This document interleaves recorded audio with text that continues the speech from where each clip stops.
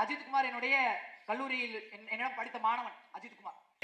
என்ன செய்வேன் என் தமிழ் சாதியே, என்ன செய்வேன் என் தமிழ் சாதியே. நாங்கள் இந்த கூட்டத்தை நடத்துவதற்கு எங்கள்கிட்ட போதிய நிதி இல்லைன்னு சொன்ன பொழுது, அண்ணே எனக்கு பணத்தை விட இந்த இனம் தானே முக்கியம், ஒரு ஓட்டு கொடு, 10,000 ரூபாய் கொடு, 10,000 ரூபாய் கொடுன்னு கேளுங்க எல்லாரும். ஸ்டாலின் வராரு, விடியல் தர போறாரு.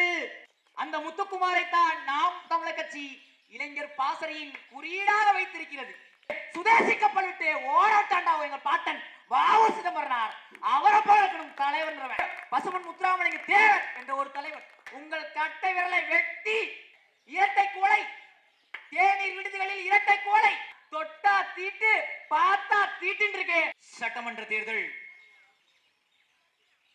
2026 படைப்போம் புதிய அரசியல் வரலாறு என்ற முழக்கத்தை முன்வைத்து திண்டுக்கல் சட்டமன்ற தொகுதியின் வேட்பாளராக பொறியாளர் முத்தரசி அவர்களை அறிமுகப்படுத்தக்கூடிய கொள்கை விளக்க கூட்டம்.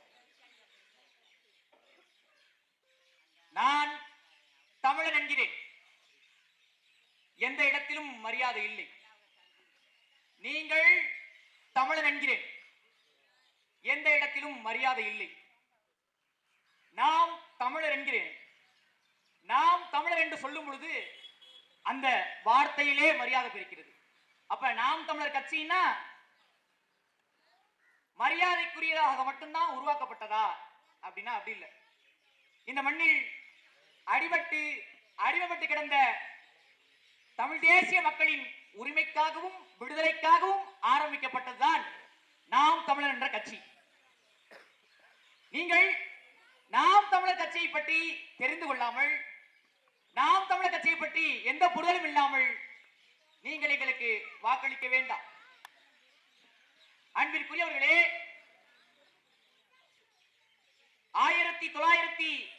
1989ஆம் ஆண்டு ஈழத்திலே ஈழத்தமிழர்கள் அவருடைய வாழ்விடத்திலிருந்து விரட்டப்பட்டு சிங்களர்கள் குடியேற்றப்பட்டு அந்த இடத்தில் தமிழர்கள் வாழக்கூடிய பகுதிகளில் புதிதாக காவல் நிலையங்கள் தொடங்கப்பட்டு அங்க இருக்கக்கூடிய தமிழர்கள் சித்திரவதை செய்யப்படுகிறார்கள்.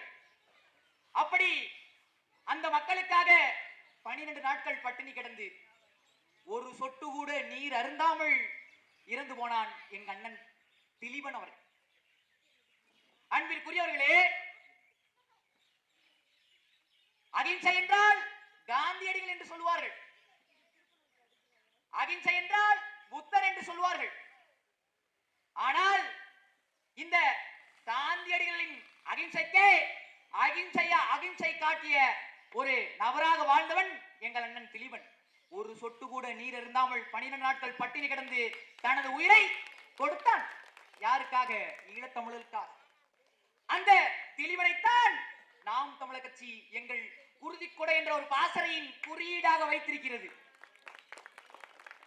அந்த குருதிக்கொடை மூலமாக தமிழகம் முழுக்க எங்கெங்கெல்லாம் மக்கள் நோய்வாய்ப்பட்டு அடிபட்டு கிடைக்கிறார்களோ அவர்களுக்கு எம் தமிழ் சொந்தங்கள், எம் மண்ணில் வாழக்கூடிய நாம் தமிழர் கட்சி பிள்ளைகள் தங்கள் உதிரத்தை கொடுத்து காப்பாற்றுகிறார்கள். அத்தகைய திலீபனைத்தான் நாம் தமிழர் கட்சி எங்களுடைய குருதிக்கொடை பாசறையின் குறியீடாக வைத்திருக்கிறோம். நீங்க தெரிஞ்சுக்கணும் நாம் தமிழர் கட்சினா என்ன அப்படின்னு தெரிஞ்சுக்கணும். அதுக்காக அதே போல 1995ஆம் ஆண்டு ஒரு 24 வயது இளைஞன் இலங்கையிலே ஈழத்தமிழர்கள் கொத்து கொத்தாக கொல்லப்பட்டு விடும் பொழுது தனது தேக்கு உடலுக்கு மண்ணெண்ணெய் ஊற்றி இறந்து போனான். இங்கே சொல்லுவார்கள், இஸ்லாமியர்கள் என்றால் தமிழர்கள் அல்ல, இஸ்லாமியர்கள் என்றால் அவர்கள் எங்கே இருந்து வந்தவர்கள், இஸ்லாமியர்கள் என்றால் சிறுபான்மை என்று சொல்வார்கள். ஆனால் ஈழத்திலே என ரத்த சொந்தங்கள் கொத்து கொத்தாக விழுந்த பொழுது அந்த ஈழத்தமிழருக்காக தன்னுடைய உயிரை கொடுத்தான் அப்துல் ரகூப். 24 வயது இளைஞன். அந்த 24 வயது இளைஞனைத்தான் நாம் தமிழர் கட்சி எங்கள் கட்சியின் மாணவர் பாசறையின் குறியீடாக வைத்திருக்கிறது. இதே போன்று 2009 இந்த காலகட்டம் இலங்கையிலே போர் உச்சம். அப்படி போர் உச்சத்தில் நடக்கிட்டு இருக்கும் பொழுது என்ன செய்வேன் என் தமிழ் சாதியே, என்ன செய்வேன் என் தமிழ் சாதியை, அந்த தலைவன் தான் இமானுவேல் சேகரன் என்று ஈழத்தமிழர்களுக்காக செத்து போனான் எங்க அண்ணன் முத்துக்குமார். அந்த முத்துக்குமாரை தான் நாம் தமிழர் கட்சி இளைஞர் பாசறையின் குறியீடாக வைத்திருக்கிறது.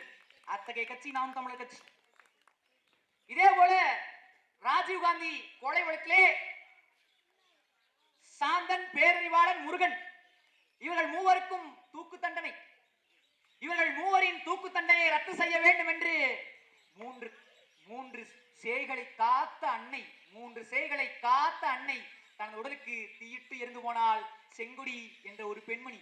அந்த செங்கொடியைத்தான் நாம் தமிழர் கட்சி மகளிர் பாசறையின் குறியீடாக வைத்திருக்கிறது. அப்படிப்பட்ட கட்சி நாம் தமிழர் கட்சி. இதே 2009ஆம் ஆண்டு 1.5 லட்சத்திற்கும் மேலாக எம் ரத்த சொந்தங்கள் இலங்கையிலே சுட்டுக் கொல்லப்பட்டு வீழ்த்தப்பட்டார்கள். அவ்வளவுதான், முடிந்தது, விடுதலை புலிகள் என்று சிங்கள கொக்கரித்தார்கள். அப்பத்தான் விழும்போதெல்லாம் நாங்கள் மீண்டெழுவோம், திருப்பி அடிப்பேன்னு எங்க அண்ணன் செந்தமிழன் சீமான் 2010 மே 18 நாம் தமிழர் என்ற ஒரு பெரிய கட்சியை தொடங்கினார். அப்படி உருவானது நாம் தமிழர் என்ற கட்சி. மற்ற கட்சிகளை போல கிடையாது. நாம் தமிழர் கட்சி உருவாச்சுன்னா அதுக்கு ஒரு வரலாறு இருக்கு. பெருமையோடு நாங்கள் சொல்லுவோம். என் அன்பிற்குரியவர்களே, தலைவர் என்பவர்கள் எப்படி இருக்க வேண்டும்?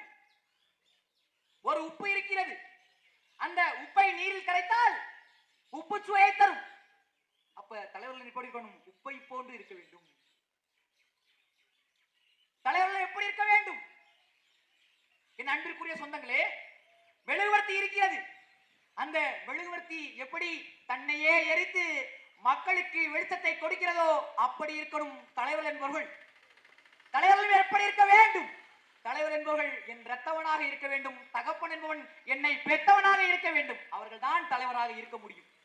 அப்படித்தான் 1945ஆம் ஆண்டு இந்திய ராணுவத்தில் ஒரு இளைஞன் வேலைக்கு சேர்கிறான். வேலைக்கு சேர்ந்துவிட்டு தான் சொந்த கிராமத்திற்கு வருகிறான். தான் சொந்த கிராமத்திற்கு வரும்பொழுது அங்கே இருக்கக்கூடிய மக்கள் சாதியால் ஒடுக்கப்பட்டு அடித்து நொறுக்கப்படுகிறார்கள். அப்பொழுது அந்த தலைவர் முடிவெடுக்கிறான், நாம் இனி வேலை செய்ய வேண்டிய இடம் இந்திய ராணுவம் அல்ல, எங்கெல்லாம் மக்கள் சாதியால் அடக்கப்பட்டு ஒடுக்கப்பட்டிருக்காங்களோ அங்கதான் நாம் இருக்கணும்னு சொல்லி கிளம்பினான் ஒரு தலைவன். அந்த தலைவன் தான் இமானுவேல் சேகரன் என்ற ஒரு தலைவன்.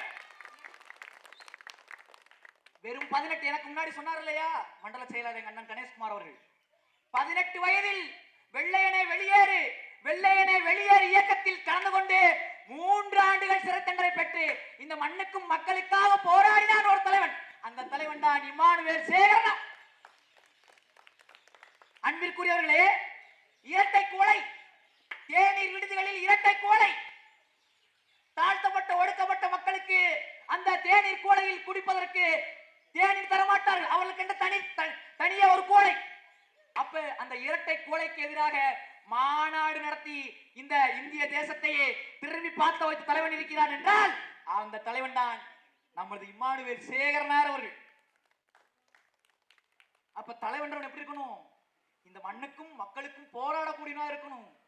புத்தகத்துல படிப்போம், புத்தகத்துல தீண்டாமை ஒரு பெருங்குற்றம், தீண்டாமை ஒரு பாவ செயல், தீண்டாமை ஒரு மனித தன்மையற்ற செயல் அப்படின்னு படிப்போம். ஆனால் அந்த காலத்திலே தீண்டாமைக்கு எதிராக போராடிய ஒரு தலைவன் இருக்கிறார் என்றால் அது எங்கள் தலைவன் இமானுவேல் சேகரனார் என்ற ஒரு தலைவன். இதே போல இன்னொரு தலைவன் இருக்கிறார். அவர் எங்க இருக்கிறார்? இதே தமிழகத்தில் இருக்கிறார். 1930ஆம் ஆண்டு வட்டமேசை மாநாடு இங்கிலாந்தில் நடக்கிறது. அப்ப தமிழகத்தில் இருந்து ஒரு தலைவன் கிளம்பி போகிறான். எங்க? இங்கிலாந்துக்கு போகிறான். அப்ப அங்க இருக்கக்கூடிய இங்கிலாந்தின் மன்னர் 3ஆம் சார்ஜ் மன்னர் கை கொடுக்க வருகிறார். அப்படி கை கொடுக்க வரும்பொழுது அந்த மன்னர் கொடுத்த கையை தட்டி விடுகிறார். உடனே அவர் கேட்கிறார், இவர் எதுக்கு நான் கை கொடுக்க வரும்பொழுது என்னோட கையை தட்டி விடுகிறான்னு சொல்லி கேட்கிறார். அப்ப சொன்னார் அந்த தலைவன், நீ ஆளக்கூடிய இந்திய தேசத்தில் தாண்டா தொட்டா தீட்டு பார்த்தா தீட்டின் இருக்கு, அதை பதிவு செய்வதற்காக வந்தான்னு சொல்லி இங்க இருந்து தமிழகத்திலிருந்து இங்கிலாந்தில் போய் பதிவு செஞ்சுதான் ஒரு தலைவன் ரெட்டமலை சீனிவாசன் ஒரு தலைவன். அப்ப தலைவன் எப்படி இருக்கணும்? ரெட்டமலை சீனிவாசனை போல இருக்கணும். அன்பிற்குரியவர்களே, அம்பேத்கர் சொன்னார் என்ன சொன்னார் தெரியுமா? இந்தியா என்ற ஒரு நாடு இருக்கும் வரை இந்துக்கள் இருக்கும் வரை தாழ்த்தப்பட்ட ஒடுக்கப்பட்ட மக்களை இவர்கள் தரக்குறைவாக நடத்துவார்கள். அதனால் நாம் இந்து மதத்தில் இருந்து புத்த மதத்திற்கு மதமாடம் வேண்டும் அப்படின்னு அம்பேத்கர் சொன்னார். அப்ப ரெட்டமலை சீனிவாசன் என்ன சொன்னார் தெரியுமா?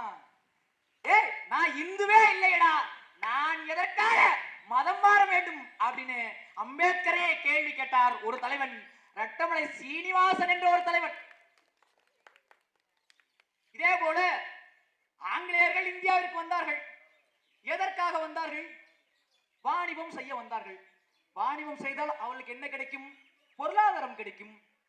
அப்ப அவன் பொருளை எடுத்து அவனையே போடுறான்னு சொல்லிட்டு ஆங்கிலேயர பொருளாதாரத்தில் அடிக்க வேண்டும் என்று சுதேசி கப்பல் விட்டு ஓடட்டாண்டா எங்க பாட்டன் வ.உ. சிதம்பரனார். அவரை போல இருக்கணும் தலைவன்றவன். எப்படி இருக்கணும்? வ.உ. சிதம்பரனாரை போல இருக்கணும். இன்னொரு பக்கம் கைரேகை சட்டம், இன்னொரு பக்கம் கைரேகை சட்டம். அந்த கைரேகை சட்டத்தை கொண்டு வந்து ஒரு குறிப்பிட்ட சமூகத்தினரை மட்டும் தினந்தோறும் காவல் நிலையத்தில் போய் கையெழுத்த வேண்டும் சொன்னார்கள். அப்போது ஒரு தலைவன் சொன்னான், நீங்கள் போய் தினந்தோறும் காவல் நிலையத்தில் கையெழுத்து கொடுப்பதற்காக உங்கள் கட்டை விரலை வெட்டி எரியுங்கள் சொன்னார் ஒரு தலைவன். பசுமன் முத்துராமலிங்க தேவர் என்ற ஒரு தலைவன். அப்ப அன்பிற்குரியவர்களே, நாங்கள் என்ன சொல்ல வரோம்னா, இங்க திராவிட கட்சிகள் இமானுவேல் சேகரனா அவர் பல்லர் சமூகத்திற்கான தலைவர், ரெட்டமலை சீனிவாசனா அவர் பறையர் சமூகத்திற்கான தலைவர், வ.உ. சிதம்பரனாரா அவர் பிள்ளைமார் சமூகத்திற்கான தலைவர், பசுமன் முத்துராமலிங்க தேவரா அவர் தேவர் சமூகத்திற்கான தலைவர், காமராஜரா அவர் நாடார் சமூகத்திற்கான தலைவர்கள் என்று இந்த திராவிட கட்சிகள் கட்டமைத்து வைத்திருந்தார்கள். அப்போதுதான் வந்தான் ஒருவன் வந்தான், எங்கள் அண்ணன் செந்தமிழன் சீமான் வந்தான். நான் பல்லன் அல்ல, பறையர் அல்ல, செட்டியார் அல்ல, நாடார் அல்ல, முதலியார் அல்ல, வண்ணார் அல்ல, நான் தமிழன் வந்து சொன்னான். மொத்தமா முடிஞ்சு போச்சு இந்த திராவிட கோட்டை. அப்பதான் இந்த பாடலை ஏட்டில் எழுதியவர் பாவலர் பெருஞ்சித்தனார். அந்த ஏட்டில் எழுதிய பாடலை இன்று நாட்டில் செல்லும் இடமெல்லாம் நாம் தமிழர், நாம் தமிழர், நாம் தமிழர்னு காட்டியிருக்கிறார் எங்கள் அண்ணன் செந்தமிழன் சீமான் அவர்கள். அவர் தான் சொன்னார், நீங்கள் சொல்லக்கூடிய தலைவர்கள் எல்லாம் சாதிய தலைவர்கள் அல்ல, சாதித்த தலைவர்கள் என்று சொன்னார் ஒரு தலைவன். அந்த தலைவன் தான் மக்கள் தலைவன் எங்கள் அண்ணன் செந்தமிழன் சீமான் அவர்கள். நல்லா யோசித்து பாருங்க. இவர்கள் தெலுங்கர் கலைஞர் கருணாநிதியை தமிழினத்தின் தலைவர் என்பார்கள், கன்னடர் ஜெயலலிதாவை புரட்சி தலைவி என்பார்கள், ஈவே ராமசாமியை அவர்தான் இந்த தமிழத்தின் விடிவெள்ளி என்றெல்லாம் கட்டமைப்பார்கள். இந்த மண்ணுக்காகவும் மக்களுக்காகவும் போராடிய காமராஜரையும் இமானுவேல் சேகரனையும் வ.உ. சிதம்பரனையும் பசுமன் முத்துராமலிங்க தேவரையும் ஒரு சாதிக்குள் அடக்கிவிட்டு இங்க இருக்கக்கூடிய தெலுங்கு கலைஞர் கருணாநிதியும் கன்னடர் ஜெயலலிதாவும் மலையாளி எம்ஜிஆரும் இந்த மண்ணிலே தலைவர்களாக கட்டமைக்கப்பட்டிருக்கிறார்கள். அப்போதுதான் சொன்னான் எங்கள் அண்ணன் செந்தமிழன் சீமான், தமிழர் நாட்டை தமிழரே ஆள வேண்டும் அப்படின்னு சொன்னான். மொத்த திராவிட கொடுத்து அச்சத்தை ஏற்படுத்திட்டார். ஏன் இந்த மண்ணை தமிழர்கள் ஆள வேண்டும் அப்படின்றதுக்கு ஒரு உதாரணம் சொல்றேன். எங்க அண்ணன் சரவணன் பேசினார்கள் முன்னாடி, முல்லை பெரியாற்று உரிமையை விட்டுக் கொடுத்து இந்த திராவிட கட்சிகள் என்று. அன்பிற்குரியவர்களே, 1972ஆம் ஆண்டு முல்லை பெரியாற்று அணையிலே படகோட்டும் உரிமை இருக்கிறது தமிழர்களுக்கு.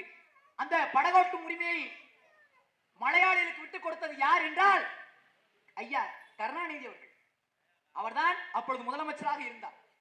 முல்லை பெரியாற்றில் படகோட்டும் உரிமையை கலைஞர் கருணாநிதி அவர்களுக்கு விட்டுக் கொடுத்தார். உடனே அதுக்கடுத்து 1979ஆம் ஆண்டு எம்ஜிஆர் அவர்கள் வருகிறார். அவர் என்ன சொல்றாரு, நீ என்ன அவங்களுக்கு படகோட்டும் உரிமை தானே விட்டு கொடுக்குற, நான் விட்டு கொடுக்கிறேன் பாடுறான்னு சொல்லிட்டு அந்த முல்லை பெரியாற்று அணையில் மீன் பிடிப்பதற்கான உரிமையும் கேரளாவிற்கே விட்டு கொடுத்தார் எம்ஜிஆர் அவர்கள். அது மட்டுமா, முல்லை பெரியாற்றில் 152 அடி நீர் மட்டம் உயர்ந்தது, அதனை 136 அடியாக விட்டு கொடுத்தவர் அந்த அதிமுகவில் இருந்த முதலமைச்சர் ஐயா எம்ஜிஆர் அவர்கள். அது மட்டுமா, முல்லை பெரியாற்றை காக்கக்கூடிய உரிமை யாரிடம் இருந்தது? தமிழரிடம் இருந்தது. அப்ப அங்க இருக்கக்கூடிய காவலாளிகளை தமிழருக்கு பதிலாக மலையாளிகளை அமர்த்தியவர் இதே எம்ஜிஆர். அவர்களை பாதுகாப்பு மட்டும் போட்டா போதுமா? அவங்களுக்கு சம்பளம் கொடுக்கணும்ல. அப்ப தமிழ்நாட்டில இருந்து நாங்க சம்பளம் கொடுக்கிறோம்னு சொல்லிட்டு சம்பளத்தையும் விட்டு கொடுத்தவர் எம்ஜிஆர் அவர்கள். அது மட்டுமா, குமுளியில் இருந்து முல்லை பெரியார் வரை 100 ஏக்கர், அளவுள்ள தமிழ்நாட்டின் நிலப்பரப்பு. அந்த தமிழ்நாட்டு நிலப்பரப்பையும் கேரள தேசத்திற்கு விட்டு கொடுத்தார் எம்ஜிஆர் அவர்கள். அப்ப ஏன் சொல்றேன் அப்படின்னா, நீங்க வந்து எம்ஜிஆர் பேசுறாரு, கலைஞர் கருணாநிதியை பேசுறாரு, நீங்க தவறா எண்ணிக்க வேணாம். இந்த மண்ணை தமிழர் ஆண்டிருந்தால் முல்லை பெரியாற்று உரிமை ஒருபோதும் விட்டு போயிருக்காரு. அதை பதிவு செய்வதற்காகத்தான் சொல்றேன் நான். இந்த நீலகிரியில தமிழ்நாடு கேரள எல்லை, தமிழ்நாட்டு எல்லைக்குள்ள கொண்டு வந்து பதாகையை வச்சுட்டான். அப்ப உண்மையும் நேர்மையுமாக ஆண்மையோடு இது தமிழர் நாடுறா, இங்க எதுக்குடா பதாகை வைக்கிறேன்னு சொல்லிட்டு போராடின ஒரு கட்சி இருக்குன்னா அது நாம் தமிழர் ஒற்றை கட்சி மட்டும்தான். இப்ப ஒரு வாரத்துக்கு முன்னாடி போட கொண்டு வந்து இங்க உள்ள வச்சுட்டா. அப்ப வந்து நாம் தமிழர் கட்சி தான் போராடி கைது செய்யப்பட்டாங்க. அப்ப இந்த உரிமைகள் எல்லாம் தமிழர்கள் மத்தியில் இருந்திருந்தால் தமிழகம் நன்றாக இருந்திருக்கும். என் அன்பிற்குரியவர்களே, கேரளாவில் மாட்டு மொழி பேசக்கூடிய மக்கள் பல லட்சம், கர்நாடகாவில் மாட்டு மொழி பேசக்கூடிய மக்கள் பல லட்சம், ஆனால் இந்த நிலத்தில் மட்டும்தான் தமிழர்கள் நாங்கள் பெரும்பான்மையோடு வாழ்கிறோம். அதனாலதான் நாங்க இந்த மண்ணில் தமிழ்நாட்டை தமிழனே ஆள வேண்டும் என்ற உரிமையை நாங்கள் கேட்கிறோம். அன்பிற்குரிய சொந்தங்களே, இப்ப நடைமுறைக்கு வருவோம். இப்ப 2021 சட்டமன்ற தேர்தல் நடந்துச்சு. அப்ப 2021 சட்டமன்ற தேர்தல் நடக்கும்போது ஒரு பாட்டு ஒண்ணு போட்டாங்க. என்ன பாட்டு போட்டாங்க தெரியுமா? ஸ்டாலின் வராரு, விடியல் தர போறாரு, அதுதான் மக்களுக்கு விடிவு அப்படின்னா. ஆனா மக்களுக்கு முடிவாய் போச்சு. என்ன முடிவாய் போச்சு? 2016 இந்த காலகட்டத்தில் எடப்பாடி பழனிசாமி அவர்கள் தமிழ்நாட்டின் முதலமைச்சராக இருக்கார். அப்ப சொத்து வரி உயர்த்தப்படுகிறது. சொத்து வரி உயர்த்தப்பட்டோன்னே ஸ்டாலின் கேட்டார். யாரை பார்த்து? எடப்பாடி பழனிசாமியை பார்த்து கேட்டாரு. சொத்துக்கு வரியா, சொத்தை புடுங்கிறதுக்கு வரியான்னு கேட்டாரு. இப்ப நாங்க ஸ்டாலினை பார்த்து கேட்கிறோம், சொத்துக்கு வரியா, சொத்தை புடுங்கிறதுக்கு வரியா? எதை புடுங்குவதற்கு உன் ஆட்சியில சொத்து வரி உயர்த்தப்பட்டிருக்கு? எதுக்கு உயர்த்தப்பட்டிருக்கு? இதே எடப்பாடி பழனிசாமியோட ஆட்சியில மின் கட்டண வரி உயர்த்தப்பட்டது. உடனே ஸ்டாலின் கேட்டார் எடப்பாடி பழனிசாமியை பார்த்து, மின் கட்டண வரி உயர்வை கேட்கும் போது ஷாக் அடிக்குதுன்னு சொன்னார். இப்ப என்ன காரணத்திற்காக ஸ்டாலினோட ஆட்சியில மின் கட்டண வரி உயர்த்தப்பட்டிருக்கு? இதே எடப்பாடி பழனிசாமியோட ஆட்சியில தூத்துக்குடியில 14 தமிழர்கள் சுட்டு படுகொலை செய்யப்பட்டார்கள். உடனே திமுக எதிர்க்கட்சியான தலைவர் ஸ்டாலின் வந்து சொன்னார், நாங்கள் ஆட்சிக்கு வந்தவுடன் யாரெல்லாம் இந்த தமிழ் 14 பேர் சுட்டுக் கொண்டாங்களோ அந்த காவலர் நடவடிக்கை எடுக்கும் சொன்னார். ஆனா என்ன பண்ணார் தெரியுமா? யார் சுட்டுக் கொண்டாங்களோ அந்த காவல் அதிகாரிகளுக்கு பதவி உயர்வு கொடுத்திருக்கிறார். அதிமுக ஆட்சியில 14 சுட்டுக் கொண்ட காவல் அதிகாரி இருக்காங்கல்ல, அவர்களுக்கு திமுக ஆட்சி பதவி உயர்வு கொடுக்கப்பட்டிருக்கு. இது ஒரு பக்கம். இன்னொரு பக்கம் கொரோனா காலகட்டத்துல காவல்துறை அதிகாரிகள் கடையை மூட சொல்றாங்க. அவங்க கொஞ்ச நேரத்துல மூடுறோம்னு சொல்றாங்க. பெண்டிக்ஸ் மட்டும் ஜெயராஜ் அப்படின்ற 2 பேர், அந்த 2 பேரை எடுத்துட்டு போய் இல்லீகல் கஸ்டடி எடுத்து காவல் நிலையத்தில் வச்சு அடித்தே கொன்றார்கள். யாருடைய ஆட்சியில? அதிமுக எடப்பாடி பழனிசாமி ஆட்சியில. உடனே சொன்னாங்க, இவங்க என்ன சொன்னாங்க? அந்த காவல்துறை மரணங்கள் வந்து இருக்கு, நாங்க வந்து நடவடிக்கை எடுப்போம் அப்படின்னு சொல்லி சொன்னாங்க. ஆனால் இன்று திமுக ஆட்சியில இல்லீகல் கஸ்டடி எடுத்து நகையை திருநான் பொய் சொல்லி ஒரு திருப்பணம் அஜித்குமார் என்ற ஒரு இளைஞனை காவல் நிலையத்தில் வைத்து அடித்தே கொன்றார்கள். அப்ப அதிமுக ஆட்சியில பெண்ணிக்ஸ் மற்றும் ஜெயராஜ்னா, திமுக ஆட்சியில அஜித்குமார். இப்ப என்ன மாற்றம் இருக்கு? எந்த மாற்றமும் கிடையாது. அதே போல நீட் தேர்வை கொண்டு வரும் பொழுது எதிர்க்கட்சி தலைவராக இருந்த நம்ம ஐயா ஸ்டாலின் அவர்கள் போராடினார். அப்ப உதயநிதி ஸ்டாலின் சொன்னார். என்ன சொன்னார் தெரியுமா? நீட் தேர்வை ஒழிப்பதற்கான ரகசியம் எங்களிடம் தான் இருக்கிறது அப்படின்னாரு. இப்ப 2021 2026 வரையும் அவர்கள் தான் ஆட்சியில் இருந்தார்கள். நீட் தேர்வை ஒழித்து விட்டார்களா? அப்ப அதிமுகவிற்கு மாற்று திமுக கிடையாது, திமுகவிற்கு மாற்று அதிமுக கிடையாது. மத்தியில பாஜக இருக்கு, எதிர்க்கட்சியா காங்கிரஸ் இருக்கு. முதலாக என்ஐஏ சட்டம், ஆட்தூக்கி சட்டம், யாரை வேண்டாமானாலும் கைது செய்யலாம் அப்படின்னு ஒரு சட்டம். அந்த சட்டத்தை கொண்டு வந்தது காங்கிரஸ், இன்று செயல்படுத்தி கொண்டிருப்பது பாஜக. அப்ப பாஜக காங்கிரஸ் வெவ்வேறு அல்ல, ரெண்டும் ஒன்றுதான். அதே போல குடியுரிமை சட்டம், இந்த குடியுரிமை சட்டத்தை கொண்டு வந்தது காங்கிரஸ், அதை கொண்டு வர முயற்சி செய்தது பாஜக. அப்ப பாஜகவும் காங்கிரஸுக்கும் எந்த மாற்றும் கிடையாது. அதே மாதிரி பாபர் மசூதி இடிக்கப்பட்டது. பாபர் மசூதி இடிக்கப்பட்ட பொழுது வேடிக்கை பார்த்தது காங்கிரஸ். இப்ப பாபர் மசூதி இடிக்கப்பட்ட இடத்துல ராமர் கோயிலை கட்டியிருப்பது பாஜக. அப்ப பாஜகவுக்கும் காங்கிரஸுக்கும் மாற்றம் கிடையாது. பாஜக காங்கிரஸ் கிடையாது, பாஜக மாற்று காங்கிரஸ் கிடையாது, காங்கிரஸ் மாற்று பாஜக கிடையாது. அப்ப நாங்க சொல்றோம், நாமே மாற்று, நாம் தமிழரே மாற்றுன்னு சொல்றோம். எப்படி நீங்கள் மாற்றா இருப்பீங்க அப்படின்னு நீங்க கேட்கலாம். என்ன அன்பிற்குரியவர்களே, பிப்ரவரி மாதத்துல எல்லா பெண்களுடைய வங்கி கணக்குலயும் 5000 ரூபாய் பணம் போட்டாங்க. பணம் போட்ட உடனே எல்லாரும் சொன்னாங்க, பரவாயில்ல, நம்ம ஐயா ஸ்டாலின் அவர்கள் 5000 ரூபாய் பணம் போட்டிருக்காரு அப்படின்னு எல்லா பெண்களும் கொண்டாடினாங்க. பொங்கலுக்கு 3000 ரூபாய் கொடுத்தாங்க. எவ்வளவு ஆச்சு? 8000 ரூபாய். ஜனவரி மாதத்திற்கு ஒரு 1000 ரூபாய் கொடுத்தாரு. 9000 ரூபாய் கொடுத்தாங்க. இந்த 2026 காலகட்டத்தில் 9000 ரூபாய் கொடுத்தாரு. மொத்தம் 1.03 கோடி ரேஷன் கார்டு குடும்ப அட்டை. அப்ப ஒரு கோடி ரேஷன் கார்டுக்கு 9000 ரூபாய்னா மொத்தம் 9000 கோடி ரூபாய். எவ்வளவு? 9000 கோடி ரூபாய். இந்த 9000 கோடி ரூபாய் மக்களுக்கு கொடுத்தார். இவர் ஸ்டாலின் துபாய்க்கு போனார். எதுக்கியா துபாய்க்கு போனீங்க அப்படின்னா, நாங்கள் அந்நிய முதலீடுகளை ஈட்டு வந்து இங்க இருக்கக்கூடிய இளைஞர்களுக்கு வேலை வாய்ப்பை உருவாக்கி தருகிறோம் அப்படின்னாரு. எவ்வளவு நீங்க வாங்கிட்டு வந்தீங்க அந்நிய முதலீட்டுல? அங்கிருந்து இங்க வந்து வேலை கொடுக்குற எவ்வளவு வாங்கிட்டு வந்தீங்கன்னா வெறும் 6000 கோடி. எவ்வளவு? வெறும் 6000 கோடி. இந்த மக்களுக்கு இங்க கொடுத்தது 9000 கோடி. வெளிநாட்டில் கூடிய முதலாளி இங்க கொண்டு வந்து தொழில் செய்யலாம்னு சொல்லி வேலை கொடுக்கலாம் சொன்னது 6000 கோடி. இப்ப நாங்க என்ன சொல்றோம், அந்த 9000 கோடி இருக்குல்ல, அந்த 9000 கோடியை ஒரு தொழிற்சாலையை உருவாக்கி இங்க இருக்கக்கூடிய ஆண்களுக்கும் பெண்களுக்கும் வேலை வாய்ப்பை கொடுத்திருந்தால் குறைந்தபட்சம் 15,000 25,000 வரை என் மக்கள் சம்பளம் பெற்றிருப்பார்கள். அப்ப அந்த 9000 கோடி எப்படி பயன்படுத்திருக்கணும்? மக்களுக்கு வேலை வாய்ப்பை உருவாக்கி கொடுத்திருக்கணும். ஒவ்வொருத்தருக்கு மீன் பிடித்து கொடுப்பதை விட மீன் பிடிக்க கற்றுக் கொடுத்திருக்கணும். ஆனா இவங்க இலவசம்ன்றாங்க. அன்பிற்குரியவர்களே, ஆடு மக்களுக்கு இலவசம், மாடு மக்களுக்கு இலவசம். இந்த நாடு கேடு கட்ட இந்த இருவரும் திராவிட கட்சிகளுக்கு இலவசம். இவங்க ஆட்சிக்கு வந்தா நாங்க பெண்களுக்கு 1000 ரூபாய் கொடுப்போம், இவங்க ஆட்சிக்கு வந்தா நாங்க 2000 ரூபாய் கொடுப்போம். இன்னொரு கட்சி என்ன சொல்றாங்க, நாங்க ஆட்சிக்கு வந்தா 2500 ரூபாய் கொடுப்போம். யாரோட அப்ப வீட்டு காசு எல்லாம் கொடுக்குற? யார் அப்ப வீட்டு காசு? இங்க இருக்கக்கூடிய மக்கள் நின்றால் வரி, நிமிர்ந்தால் வரி, நடந்தால் வரி, குனிந்தால் வரி, வரி வரி வரி வரின்னு தங்கள் உழைப்பின் மூலம் சம்பாதித்த எல்லா தொகையும் வரியாக புடிங்க. அந்த வரியிலிருந்து தான் இந்த பணம் வருது. அந்த பணத்தை வைத்துதான் என் மக்களுக்கு தரமான சமமான குடிநீராகும், தரமான சமமான சாலையாகும், தரமான சமமான மருத்துவமாகும் நீ கொடுத்திருக்க வேண்டும். ஆனா என்ன பண்றான், 1000 ரூபாய் 2000 ரூபாய் இப்போதைக்கு கொடுத்துட்டு 5 வருஷம் இந்த நாட்டை ஆட்ட போடுறதுக்கு திருடுறதுக்கு வேலை பார்க்கறான்.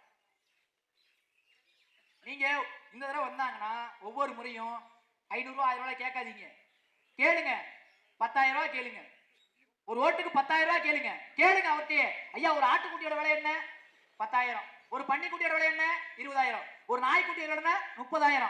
அப்ப அதை விட நாங்க கேவலமா போயிட்டோமா? ஒரு ஓட்டு கொடு, 10,000 ரூபாய் கொடு, 10,000 ரூபாய் கொடுன்னு கேளுங்க எல்லாரும்.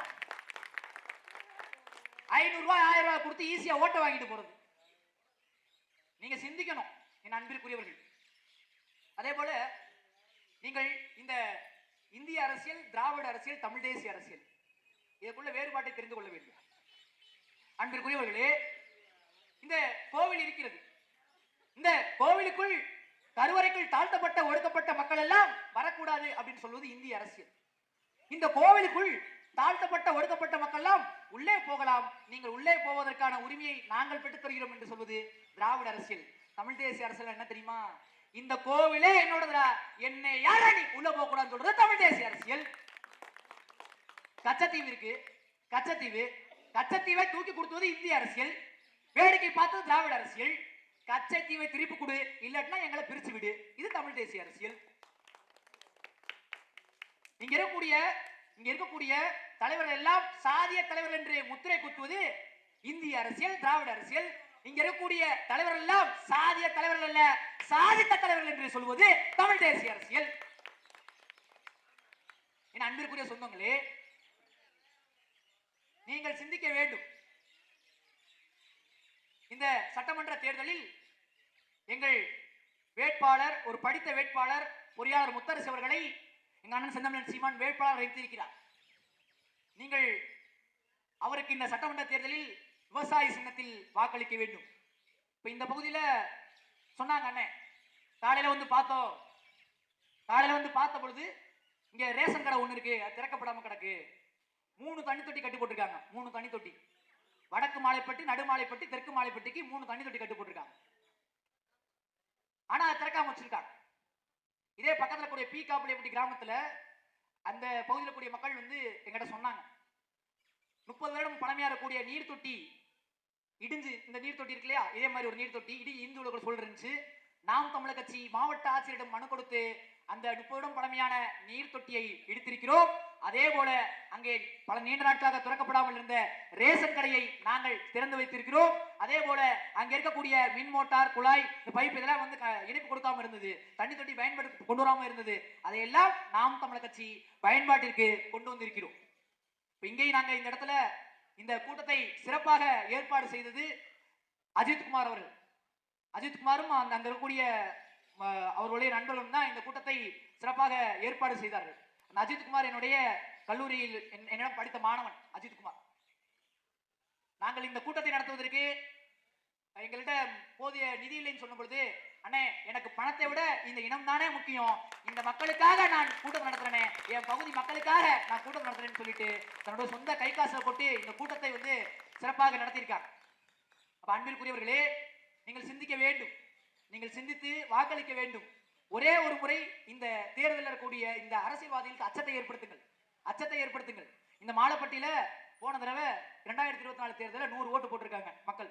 அப்படின்னா இந்த 26 தேர்தலில் 1200 ஓட்டுல ஒரு 500 ஓட்டு எங்களுக்கு போட்டிருந்தீங்க அப்படின்னா, இங்க இருக்கக்கூடிய திமுக உடன்பிறப்புகளும் அதிமுக உடன்பிறப்புகளும் பயந்து போயிடுவாங்க. ஏன் பயந்து போயிடுவாங்க?